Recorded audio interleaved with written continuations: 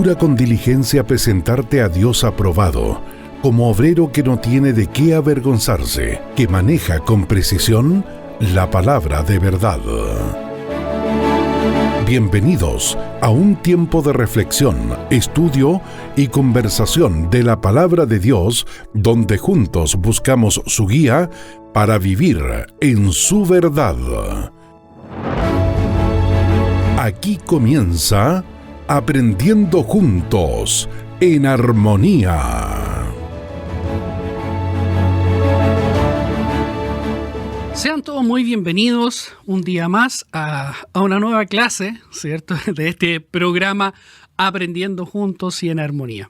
Damos gracias al Señor por su buena voluntad, porque hasta aquí nos ha sostenido y nos permite llegar a ustedes por medio de estos medios y hablar de la palabra del Señor. En este tiempo hemos estado tratando el Antiguo Testamento y en el último episodio vimos un resumen doctrinal del Antiguo Testamento. Hoy, si Dios así lo permite, vamos a cerrar este resumen doctrinal, una segunda parte, y para ello saludo y doy la más cordial bienvenida a mi querido pastor Iván Reyes. ¿Cómo está, pastor? Hermano Juan, qué gusto es poder estar con usted y con cada uno de los auditores de Radio Armonía. Es un privilegio poder estar hablando de lo que nos apasiona, aquello que enciende nuestro corazón cuando vamos a la palabra del Señor, y podemos también nosotros mismos ser edificados, ser nutridos con la preciosa palabra para poder transmitirla igualmente a otros hermanos y así tener comunión con el Señor y con cada uno de ustedes. Así es. ¿Oramos, pastor? Oramos. ¿Te parece?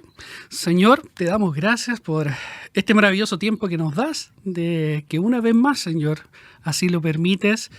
Creemos que es tu voluntad, Señor, el poder ir aprendiendo cada día más de ti, Señor, escudriñando estos tesoros maravillosos que has dejado en la Escritura, y para ello poder ir paso a paso, parte a parte, compartir con nuestros hermanos, Señor, para poder ver cómo tu palabra, cómo el texto nos va hablando más de ti, Señor, cómo está compuesta, Señor, esta maravillosa Escritura que has dejado, que ha sido inspirada, soplada por ti, Señor.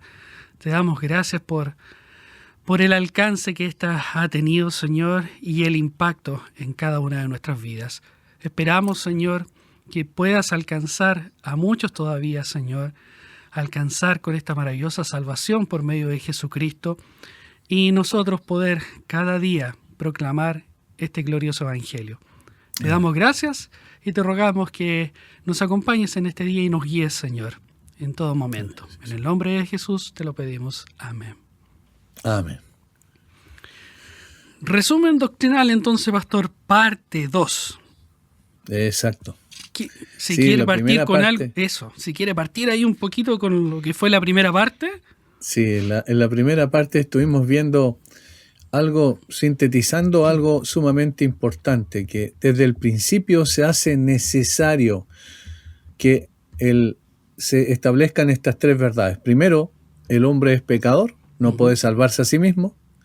Segundo, por la condición de pecador del hombre, Dios es santo en contraste y entonces debe ejecutar juicio sobre el pecador.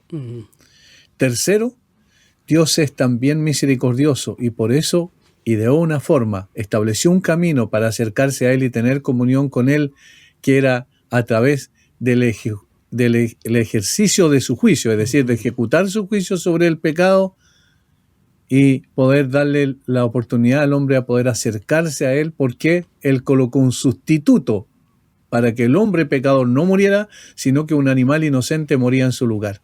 Esas tres verdades son las esenciales que aparecen en todo el Antiguo Testamento. El hombre es pecador, no puede salvarse a sí mismo. Segundo, Dios es santo, por lo tanto no puede dar por inocente al culpable, de tal forma que ejecuta juicio, pero en su misericordia ejecuta juicio sobre un sustituto que muere en el lugar del hombre pecador. En este caso era un animal inocente, ¿cierto? Desde el punto de vista moral, los animales son inocentes de tal manera que el animal moría en lugar del pecador.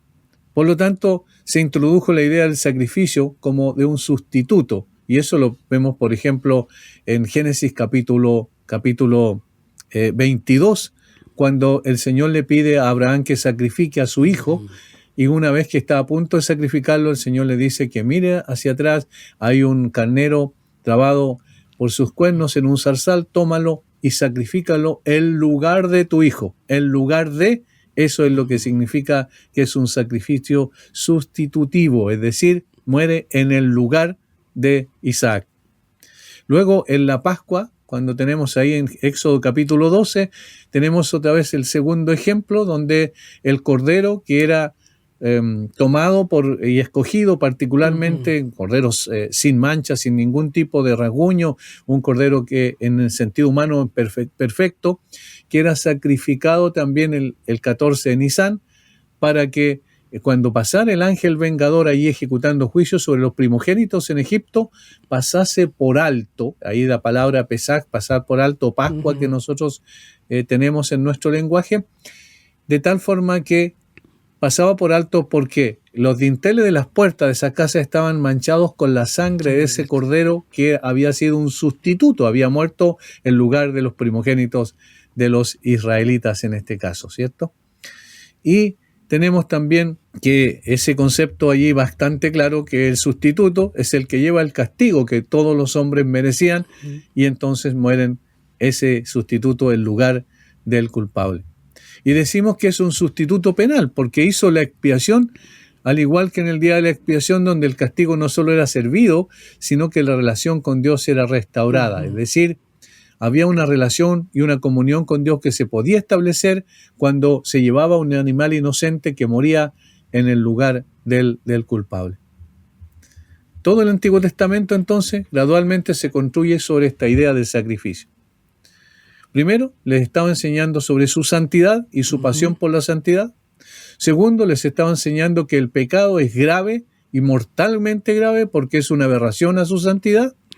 Y tercero, les estaba enseñando que la expiación se logra cuando un inocente moría en lugar del culpable. Esa es una síntesis de lo que vimos la semana anterior.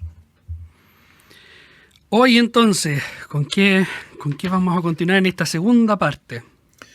Bueno, vamos a continuar algo que también mencionamos al pasar en la clase anterior, y que tenía que ver con el hecho de que a pesar de todo ese sistema de sacrificio tan intrincado, tan especialmente preparado por Dios a través de la ley, no obstante, era ineficaz.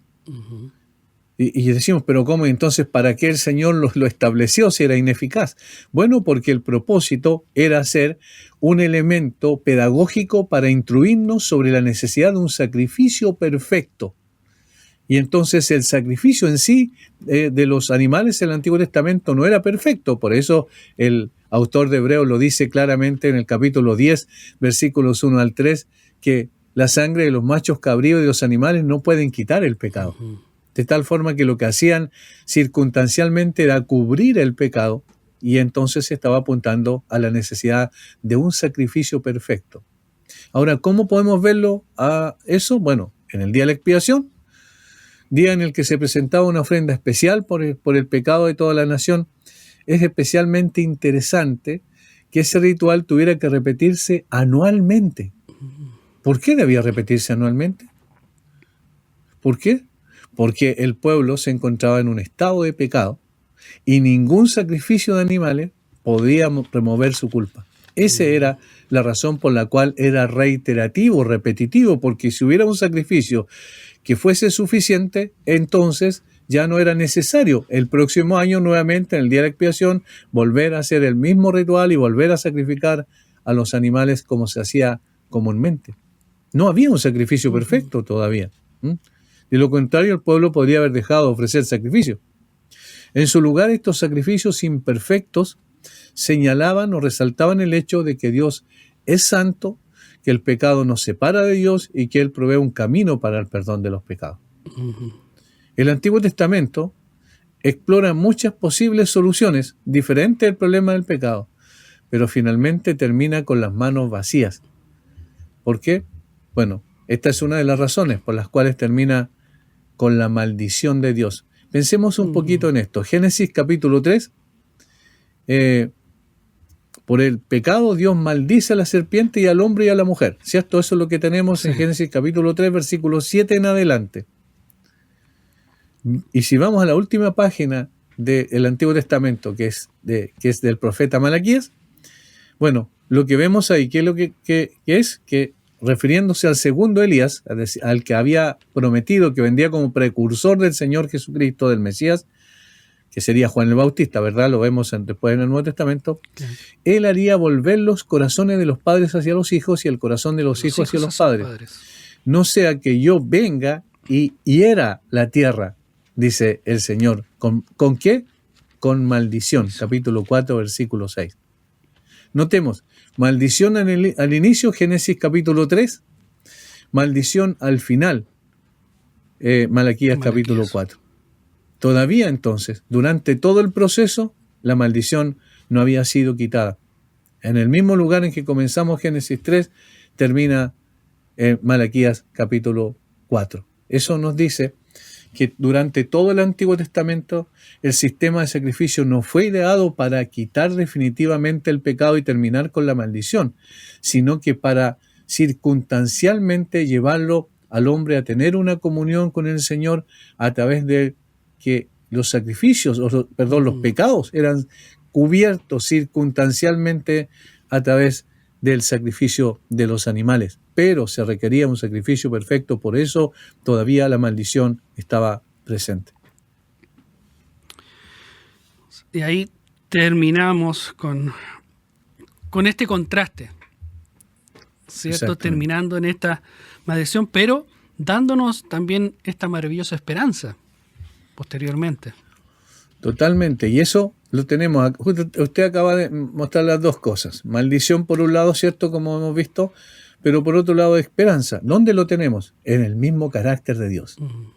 Éxodo 34, en Éxodo 34 el Señor proclama, se describe a Moisés diciendo: Jehová, Jehová, fuerte, misericordioso y piadoso, tardo para la ira y grande en misericordia y verdad, que guarda misericordia a millares, que perdona la iniquidad, la rebelión y el pecado, y que de ningún modo tendrá por inocente al malvado. Capítulo 34 de Éxodo, versículos 6 y 7, la primera parte. Notemos aquí que hay un contraste, algo parece que una especie de paradoja, una aparente contradicción. Pensemos, por ejemplo, Dios mismo dice de sí mismo, porque esta es una declaración de Dios. ¿Cómo Dios perdona la iniquidad y de ningún modo tendrá por inocente al malvado? Las dos cosas parecen contradecirse a primera vista. ¿Cómo puede perdonar la iniquidad y al mismo tiempo no va a tener por inocente al malvado? Bueno, y ahí es donde está nuestra esperanza. Y viene la historia de la promesa. Allí donde está la promesa que subyace a todo el relato del Antiguo Testamento, esta preciosa promesa, este hilo rojo que hemos dicho muchas veces que está de principio a fin. Hay esperanza. Y esta esperanza se encuentra en otra historia que vemos en el Antiguo Testamento, que es la historia de la promesa. El Antiguo termina donde comenzamos en Génesis 3, pero también nos da una promesa de esperanza. ¿Cómo Dios perdona la iniquidad y de ningún modo tendrá por inocente al malvado? Todo se reduce a su promesa. ¿Cómo hace eso? A través de su promesa. Y la historia de la promesa inicia en el lugar más improbable. Comienzan las palabras de maldición de Dios después de la caída de Adán y Eva y empieza entonces a ejecutar juicio el Señor, a ejercer juicio por su pecado. Pero en la misma oración de condenación, Dios hace una promesa. Y pondré enemistad entre ti y la mujer, y entre tu simiente y la simiente suya. Esta te herirá en la cabeza y tú le herirás en el calcañar. Génesis 3:15. Dios promete allí crear división y oposición entre el pueblo, la descendencia de la mujer, y el pueblo de Satanás, la descendencia de la serpiente. Y promete que un día nacerá un hijo que derrotará a Satanás, rescatará a su pueblo y rescatará a su pueblo del pecado. La promesa es inesperada. Adán y Eva no han hecho nada para merecerla. Sin embargo, Él la hace. La promesa es entonces la solución a esa aparente dilema o aparente contradicción que hay, que Dios al mismo tiempo no da por inocente al culpable, pero al mismo tiempo es lleno de misericordia para perdonar los pecados de las personas. Observemos los dos lados de la promesa. La descendencia de la serpiente herirá a la descendencia de la mujer. Con todo, la descendencia de la mujer triunfará, porque en este sentido, quien aplastará la cabeza a la serpiente es la descendencia de la mujer. Ahora, noten, la descendencia de la mujer. En el Antiguo Testamento siempre se habla de la descendencia del hombre. Sí. Siempre cuando se habla de descendencia se habla del hombre, pero aquí se habla de la mujer. La descendencia de la mujer será la que vendrá y aplastará la cabeza a la serpiente. Para matar una serpiente es necesario aplastar su cabeza, obviamente, porque es la única manera de poder quitarle todo el poder y la capacidad que está en sus colmillos, que son los que transmiten el veneno. Ahora, la historia del Antiguo Testamento es la historia de esa promesa. Estando en peligro una y otra vez en el proceso que vemos a través de todo el Antiguo Testamento, pero contra todo pronóstico, Dios asegura que su promesa prevalecerá. ¿Dónde se basa nuestra fe? ¿Dónde se basa nuestra esperanza? El apóstol Pablo dice en Gálatas 3 y 4, claramente está en la promesa de Dios.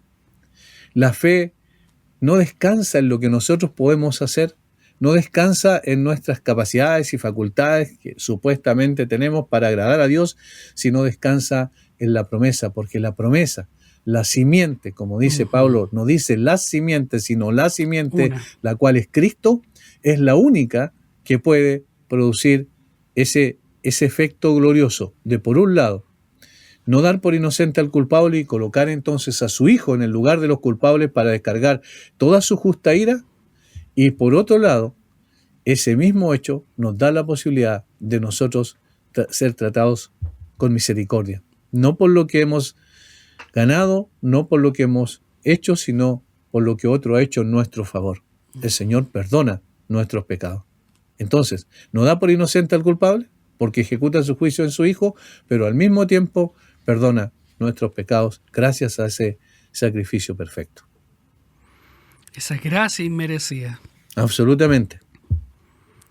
¿Quién? Caín asesina a Abel, por ejemplo, vemos la historia, ¿cierto? El linaje de la mujer, pero Dios preserva esta línea a través de Set. Dice que le va a dar, en lugar de Set, en lugar de Abel, otro hijo. Y ese hijo es Set. Y dice una cosa interesante, cuando nació Set, los hombres volvieron a adorar al Señor. Esa es una forma de decir que el Señor seguía adelante con su promesa. La humanidad es capturada por el pecado, eso es lo que vemos en Génesis capítulo 6, y merece el juicio de Dios. Pero la promesa de Dios permanece, y Él preserva a Noé y su familia, y Noé halló gracia a los ojos de Dios, en los ojos de Dios. Otra vez, es por gracia. Pero la promesa de Dios permanece, ¿cierto?, en Noé y su familia, pero no porque Noé se haya ganado algo delante del Señor, sino por pura gracia nada más. Más adelante, para asegurarse de que su promesa de liberación se cumpla, Dios hace otra promesa: nunca volver a destruir a toda la humanidad con un diluvio. Y esa promesa es la que nos recuerda lo que Dios le dijo a Noé, que nunca más iba a volver a destruir la tierra con un diluvio, pero que a través de su familia se iban a multiplicar, iban a llenar la tierra, y el mandato del principio se cumple nuevamente con Noé y su familia, y todos los descendientes posteriores en la tierra son descendientes de Noé, evidentemente. Pasan los siglos, la gente sigue empeorando en su carácter, pero con Abraham Dios escoge esa promesa eterna y comienza a encarnarla, es decir, a hacerla una realidad. Se comienza a desarrollar la historia de la promesa. Es increíble eso, pastor, y lo vemos en nuestros días, de que aún así el Señor una y otra vez, y yo creo que lo vamos a ir viendo sobre todo por Éxodo, ¿cierto?, y el Levítico, una y otra vez, y el pueblo vuelve, el Señor lo salva, le da, lo sigue con esta esperanza, esta promesa, y vuelve a caer, y sigue. Y nosotros hoy en día hacemos lo mismo. Claro. Y teniendo toda la Escritura, teniendo el cómo conducirnos en una vida de santidad, volvemos.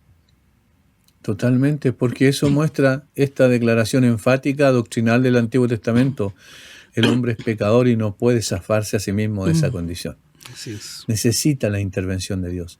Necesita desesperadamente la intervención de Dios en su bondad para con nosotros al enviar precisamente a su Hijo, para que por medio del sacrificio perfecto de su Hijo podamos tener esperanza. Llegamos a Abraham. Bueno, Dios recoge esa promesa, como dijimos, y la empieza a plasmar en realidad, en la práctica. Y haré de ti una nación grande y te bendeciré. Y engrandeceré tu nombre y serás bendición y serán benditas en ti todas las familias de la tierra. La última parte es la más extraordinaria. Serán benditas en ti todas las familias de la tierra. Desde el principio, la idea de Dios no era establecer una relación únicamente con un pueblo étnicamente hablando, una raza particular nada más, sino tener trato con todas las naciones. Ese era el propósito de Dios, pero iba a usar a esa nación para traer la simiente santa y para que a través de la simiente santa entonces la bendición se expandiera a todas las familias de la tierra.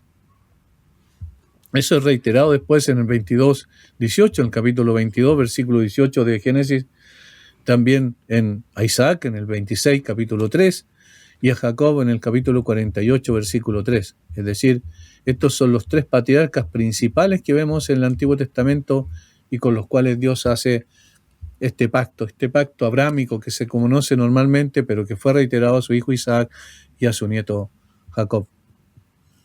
Una generación después, la rivalidad entre los dos hijos de Isaac casi destruye a Jacob. Pero Jacob es la descendencia escogida. Y ahí cuando lo vemos, ahí podemos tratar muchas cosas, pero no podemos detenernos porque esta es una síntesis nada más. Pero cuando pensamos en Jacob, inmediatamente nos decimos, pero ¿cómo puede ser la descendencia escogida, Jacob? Cuando su propio nombre lo describe en su naturaleza y carácter. Era engañoso, tramposo, usurpador. Todas estas cosas podemos decir de Jacob y mucho más. Y eso se ve en su carácter después cuando ya era grande. Sin embargo, el Señor lo escogió y el Señor lo preserva. El Señor no escoge lo mejor, porque no hay nada mejor. No escoge al justo, porque no hay ni uno justo. No escoge al bueno, porque no hay ni uno bueno. De tal manera que Él escoge de este mundo de maldad a hombres particulares que Él en su gracia simplemente quiso manifestar su amor extraordinario y lo escoge y lo hace parte de esa promesa. El Señor lo preserva a Jacob. Sin embargo, nuevamente la promesa de Dios es desafiada por una hambruna que amenaza con destruir a toda la familia. Pero el Salmo 105 dice que la hambruna también la trajo el mismo Señor. Ven cómo vemos aquí la autoridad del Señor y el control sobre todas las cosas, su soberanía y su providencia. Bueno, ¿cómo puede la promesa de Dios, podemos decir, prevalecer si esta familia de la promesa muere?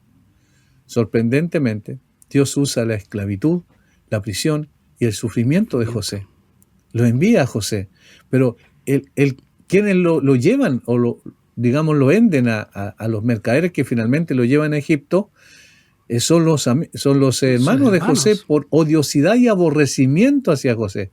Pero notemos cómo el Señor utiliza esa maldad de ellos porque su propósito era enviar a José. Quien envía a José a Egipto, dice el Salmo 105, es el Señor también. El mismo que trajo la hambruna, el mismo que envía a José a Egipto, pero lo hace a través de hombres que no tenían nada bueno en su corazón, como eran los hermanos de José también. Dios los usa la esclavitud, la prisión y el sufrimiento de José para salvar a su familia. José dice después en el capítulo 45 que no teman, le dice a sus hermanos, porque para preservación de vida Dios me envió hasta aquí. Así es.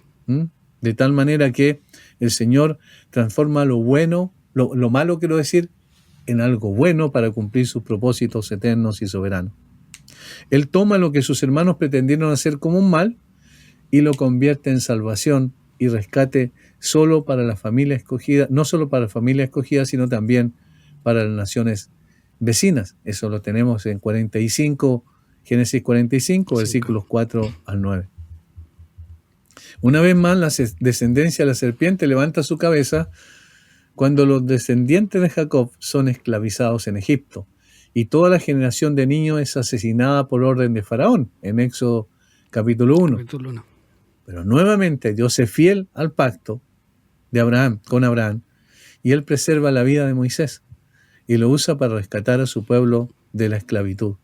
Noten cómo la preservación es el tema en cuestión en todo este proceso. En el monte Sinaí, Dios hace un pacto con Israel de la misma manera que lo hizo con Adán y Eva antes de la caída. Si ellos obedecían, permanecerían en la tierra prometida, pero si se rebelaban, Dios los expulsaría. Este es un pacto condicional, entonces, el del Sinaí. Por supuesto, su rebelión inicia casi inmediatamente. Dios juzga a su pueblo, pero permanece fiel a su promesa hecha a Abraham anteriormente. Una generación liderada por Josué se levanta y Dios les da la tierra que había prometido a sus antepasados. Contra todo pronóstico conquistan a los cananeos, aunque el pueblo continúa rebelándose y Dios continúa castigándoles, también levanta jueces. Estos son los sucesores de Moisés y Josué que rescataron al pueblo y derrotaron a sus enemigos. Finalmente, en un último acto de rebelión, la nación de Israel rechaza a Dios como su rey y pide, como bien sabemos, un rey como las otras naciones tienen, 1 de Samuel 8. En su misericordia, Dios unge a un rey conforme a su corazón, que es David, quien será como hijo para él. El hombre conforme al corazón de Dios. Así describe Dios a David. Pero la serpiente incluso intenta perseguir y destruir a David dentro del mismo Israel, primero por medio de Saúl y luego a través del hijo de David, Absalón. Allí está las artimañas del enemigo tratando de destruir la simiente. Sin embargo, Dios, que es misericordioso y fiel, le hace otra promesa a David. Esto conocemos como el pacto davídico. Esta es una promesa que es realmente una extensión de la promesa de Abraham y que le da forma a la promesa de Génesis 3. Dios promete a David que él siempre tendrá un hijo que gobierne sobre su trono, que ese hijo gobernará en justicia, y la descendencia prometida de Génesis 3:15 en realidad será un rey que rescatará a su pueblo. Ahí está. Ahí está la imagen esta. Y una cosa más. En el caso de Abraham y en el caso de los sacrificios, el cordero era, también después en el Éxodo, el cordero era como el símbolo, desde el punto de vista de un animal que debía morir en lugar del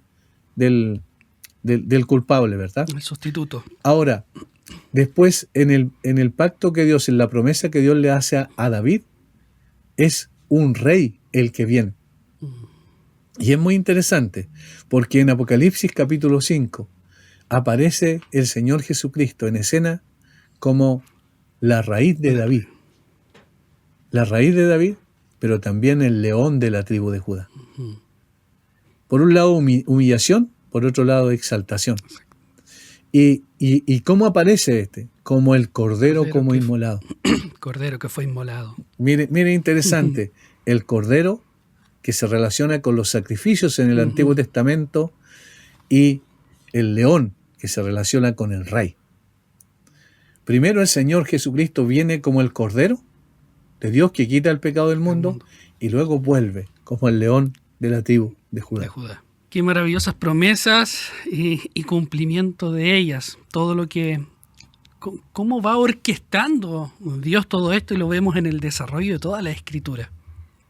Y vemos su paciencia, vemos su gracia, su misericordia aplicada día a día. No se termina, va de continuo. Como lo podemos ver hoy en día, este amor, esta misericordia es eterno. Es Él, es su esencia. Sí. No va a acabar. Claro. Es que todo lo que Dios hace descansa en Él mismo.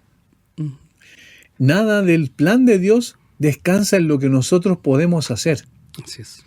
Si descansara en eso, ya el plan de Dios hubiese sido frustrado, pero si el plan de Dios es frustrado, entonces Dios no es Dios. Y ese es el punto. Todo lo que Dios ha hecho descansa en lo que Él hará y hace y ha hecho. Todo descansa en su carácter y como Él es fiel y comprometió su promesa, entonces Él lo va a cumplir absolutamente, a pesar de que en toda la historia humana vemos el fracaso permanente del hombre, pero vemos también el triunfo perfecto de Dios permanentemente. Si nosotros seguimos viendo el panorama de esta promesa, la historia de la promesa, parece que el hijo que Dios le prometió, que iba a gobernar para siempre en su trono, aparentemente era Salomón, el hijo de David, pero no lo es. Salomón prueba a ser infiel. Y el juicio continúa. La división llega primero con el hijo de Salomón. Los reyes del norte se vuelven progresivamente más malvados, hasta que Dios les envía el exilio, del cual nunca regresarían, en el caso del exilio a través de los asirios en el 722 a.C. En el sur hay renovaciones periódicas, pero nunca son completas y nunca duran. Hay algunas reformas especiales, como por ejemplo la reforma del rey Josías, extraordinaria, pero tuvo un tiempo acotado. Después volvieron a hacer lo malo ante los ojos de Dios. Finalmente Dios entonces envía también a Judá al exilio, a las 2 tribus del sur, y pareciera que su promesa ha fallado. Pero incluso en el contexto del juicio del exilio, Dios revela que no se ha olvidado de su promesa y que no ha fallado. Las profetas reciben un mensaje de esperanza, que Dios hará un nuevo pacto con su pueblo. Sí. Jeremías 31 y 34. Al 34. Dios hará un nuevo pacto con su pueblo. Después de 70 años en el exilio, Judá regresa a la tierra prometida. Los muros son restaurados y el templo es reconstruido, pero Dios nunca vuelve a habitar en ese templo como lo hizo al principio. El nuevo pacto todavía no ha llegado. ¿Cuándo cumplirá por fin su promesa el Señor? Bueno, esta es la expectativa en la que vivimos cuando después de 400 años de silencio, Dios habla y comienza el Nuevo Testamento. Hasta ahí vamos, hasta el momento, queda bastante. Y este es un panorama, ¿ya? Es un resumen de lo que vamos a ver, porque vamos a repetir muchas de estas cosas cuando estemos pasando el libro de Génesis, cuando estemos pasando Éxodo, y ahí vamos a ver cómo se compone, en qué es lo que va hablando cada uno. Pero este es una introducción y un resumen a la vez, pastor. Así como es. Que estamos viendo, contextualizando todo el Antiguo Testamento. Para los hermanos que nos están oyendo, no se preocupen si no alcanzaron a notar ahí. Luego vamos a ir viendo paso a paso todos los acontecimientos. Quizá aquí podríamos sintetizar, terminando con esto, algo que es muy evidente. En el Antiguo Testamento es una historia que se mueve hacia los lados, sin progreso.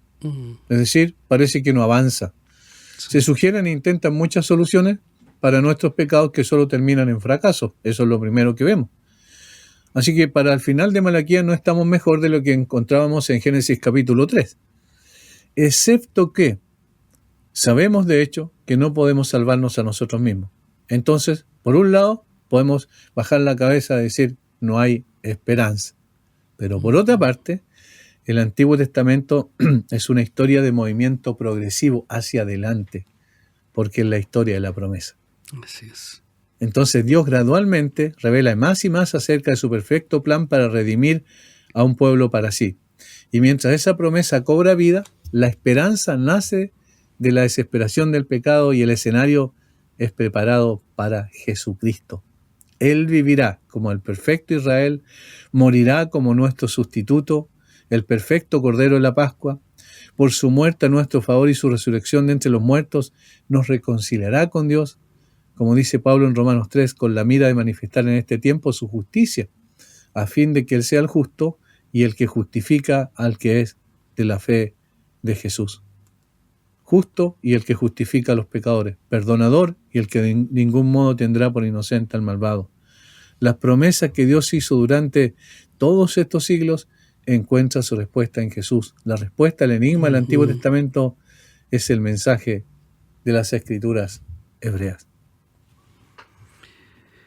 Qué maravilloso cierre, pastor, de esta segunda parte de este resumen doctrinal, en lo cual culmina con esta maravillosa historia de la promesa. Así que quedamos, yo creo que ya justos en el tiempo también, y expectantes ya de poder introducirnos. ¿Con qué ya viene la próxima clase, pastor? Ya comenzamos con los resúmenes de Génesis, Éxodo y los siguientes libros. Yo creo que vamos a ver solamente Génesis, probablemente en 2 partes. Sí, tiene bastante. Sí, tiene mucho. bastante. Yo creo que sí. Usted dice 2, van a ser 4. Ya me conoce. Sí. Gracias, pastor, por acompañarnos una vez más. Gracias, que se recupere pronto de su salud ahí.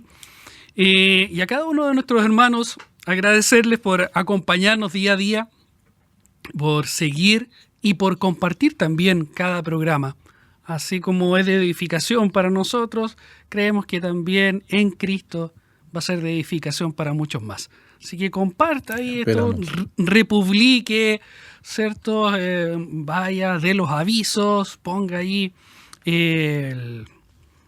cuando viene el estreno, ¿cierto? Recordatorio para que pueda estarle llegando toda la información. Nos busca en cualquier plataforma como Ministerio de Armonía. Amén. Así que hasta aquí el programa de hoy y nos encontramos en un próximo capítulo de Aprendiendo Juntos y en Armonía. Que el Señor les bendiga. En Armonía hemos presentado Aprendiendo Juntos en Armonía. ¿Quieres volverlo a escuchar? Encuentra Aprendiendo Juntos en Armonía en Spotify, Apple Podcast y en armonía.cl. Cada semana, un nuevo episodio.